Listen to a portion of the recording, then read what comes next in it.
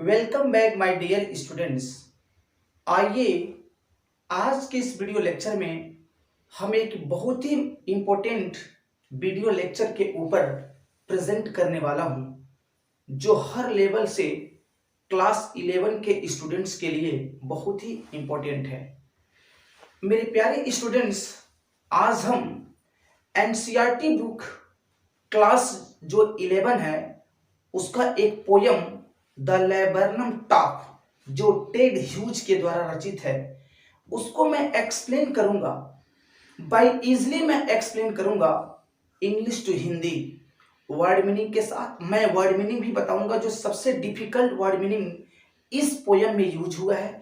उसके बाद मैं एक सरल भाषा में इजी लैंग्वेज में मैं समरी भी बताऊंगा, और stanza by stanza line by line मैं एक्सप्लेन करूंगा, और आने वाले एग्जाम के पर्पज से ये बहुत इंपॉर्टेंट है। बशर्ते एक मेरा आपसे रिक्वेस्ट भी है कि अगर आप बिल्कुल डीपली नॉलेज अगर इस पोयम के बारे में अगर लेना चाहते हैं तो मेरे इस वीडियो में लास्ट तक बने रहिएगा, विद कंसंट्रेशन के साथ देखने की कोशिश कीजिएगा। मैं सारी कंसेप्ट को क्लियर करने की कोशिश करूंगा। तो मेरे प्यारे स्टूडेंट्स, आइए अब हम उस टॉपिक की तरफ बढ़ते हैं। तो थोड़ा सा आगे बढ़ने से पहले थोड़ी इसकी समरी जान लेते हैं कि जो कवि है क्या कहना चाहता है, किस चीज के ऊपर फोकस कर रहा है। तो थोड़ा सा इसका समरी समझ लेंगे। देखिए, जो टेड ह्यूज है, यानी टेड ह्यूज की कविता जो द लेबरनम टॉप में एक लेबरनम ट्री, ये सबको पता है, बड़ा इजी चीज है कि जो टेड ह्यूज की जो कविता द लेबरनम टॉप है में एक लेबरनम ट्री और एक गोल्ड फिंच, यानी गोल्ड फिंच के बीच आपसी संबंध का वर्णन है। इसको जरा कंसंट्रेटली समझिएगा कि टेड ह्यूज की इस कविता में यानी द लेबरनम टॉप में एक लेबरनम ट्री यानी लेबरनम ट्री और एक गोल्ड फिंच के बीच आपसी जो है संबंध का वर्णन है। दोनों का रंग क्या है? मतलब पीला है। पेड़ अपने फूलों की वजह से पीला है, और फूलों की वजह से पीला होकर और देखने में काफी खूबसूरत भी है। पीलापन के कारण वह पेड़ बहुत ही खूबसूरत है। इस कविता में एक वृक्ष के जीवन में जरा ध्यान दीजिएगा कि कवि किस चीज पे फोकस कर रहा है।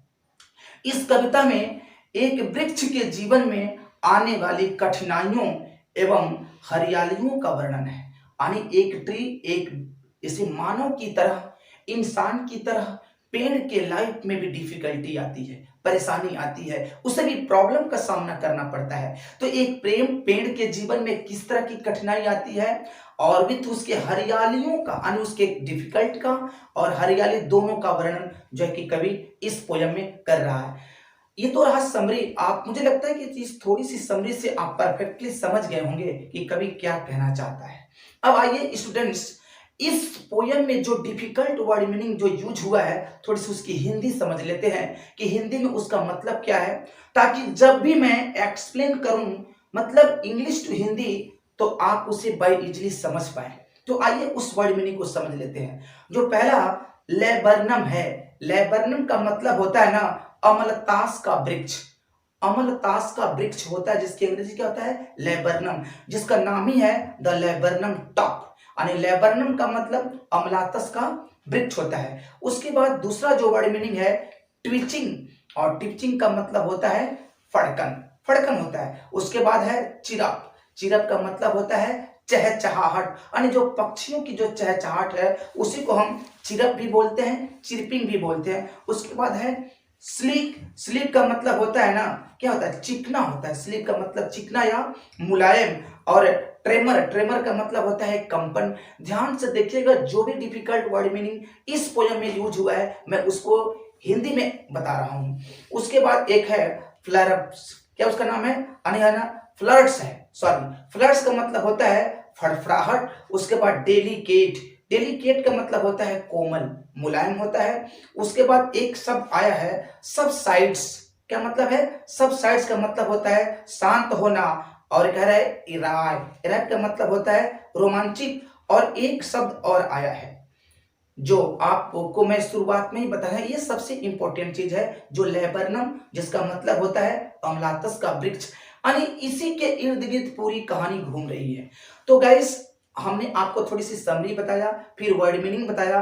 अब आइए हम step by step, stanza by stanza हम हिंदी में एक्सप्लेन करने जा रहे हैं। आइए तो लेट्स गेट स्टार्टेड।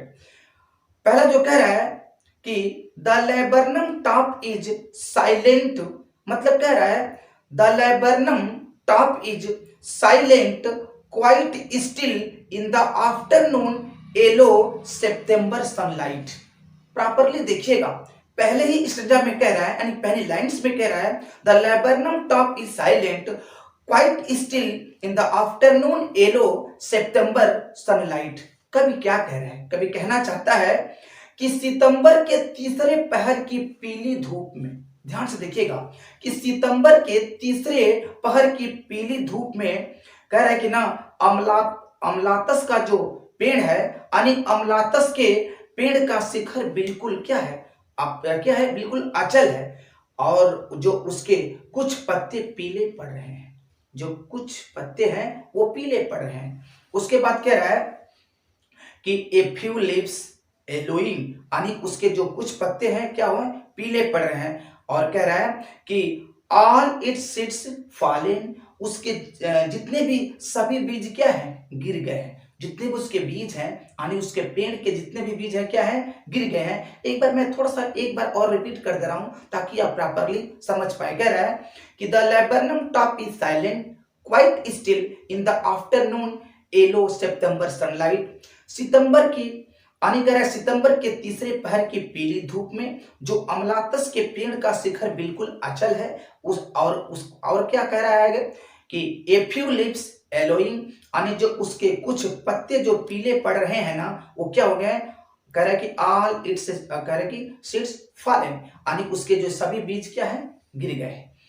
फिर कह रहा है कि till the gold Finch comes, यानी कह रहा है कि एक गोल्ड फिंच ने, गोल्ड फिंच क्या है, एक पक्षी है, ये पता ही आपको। कह रहा है कि till the gold Finch comes with a twitching chirp, एक गोल्ड फिंच एक शाखा के सिरे पर आकर क्या है, अचानक, बिल्कुल सडनली, कह रहा है कि ए सडननेस स्टार्टलमेंट, कह रहा है कि एट अ ब्रांच एंड, यानी कह रहा है कि एक गोल्ड फिंच एक शाखा के सिरे पर आकर अचानक चहचहाहट से उसमें हलचल पैदा कर दी।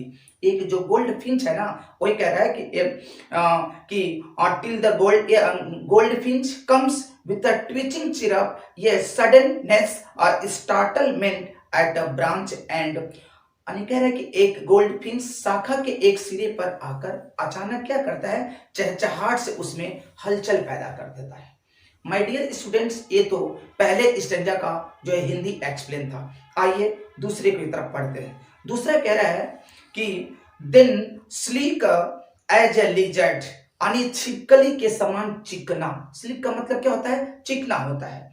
यानी कह रहा है कि then sleek as a lizard and alert and abrupt, यानी कह रहा है कि छिपकली के समान चिकनी और चौकस व फुर्ती से वह क्या होता है, ये फुर्ती से समानता से क्या होती है, यानी सघनता से चली गई, सघनता से क्या हो गई, चली गई। वही कह रहा है कि then sleek as a lizard and alert and abrupt she enters the thickness, यानी कह रहा है कि छिपकली बिल्कुल चिकनी, यानी चौकस व फुर्ती से वह सघनता से चली गई, और वह चहचहाहट, यानी कह रहा है कि थिकनेस एंड मशीन चिरप आप देखा रहा ना, एक जरा देख लेंगे, कह रहा है कह रहा है चिल्टरनिक्स एंड कह रहा है कि tremor of wings and trillings the whole tree trembles and thrills, कह रहा है कि जो पूरा चहचहाट यानी पंखों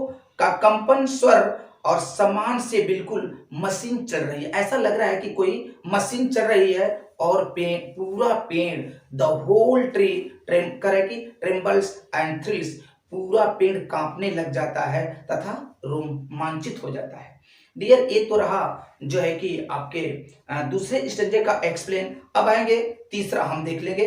तीसरा कह रहा है कि it is the engine of her family, कह रहा है कि यह उसके परिवार का एक इंजन है, मतलब उसके फैमिली का जो गोल्डविंग्स पक्षी है और जो लेबरनम टॉप है, उसके फैमिली का क्या है, यह एक इंजन का काम करता है। तो फिर क्या कह रहा है कि कि सी स्टॉक्स इट फुल, यानी कह रहा है कि वह इसमें पूरी तरह से क्या करती है, आ करके इसमें पूरी तरह से वह भड़का देती है, स्टॉक कर देती है। तो ये कह रहा है कि सी स्टॉक इट फुल, यानी इसमें पूरी तरह से एक हलचल पैदा कर देती है। देन करना फ्लड्स, कह रहा है कि then floods out to a branch and, और फिर क्या कह रहा है, फिर जो हलचल पैदा करते फिर फड़फड़ाकर एक शाखा के सिरे पर आकर क्या हो जाती है, मन के बाहर से आ जाती है, एक फड़फड़ाहट के साथ एक शाखा के सिरे के बाहर आ जाती है।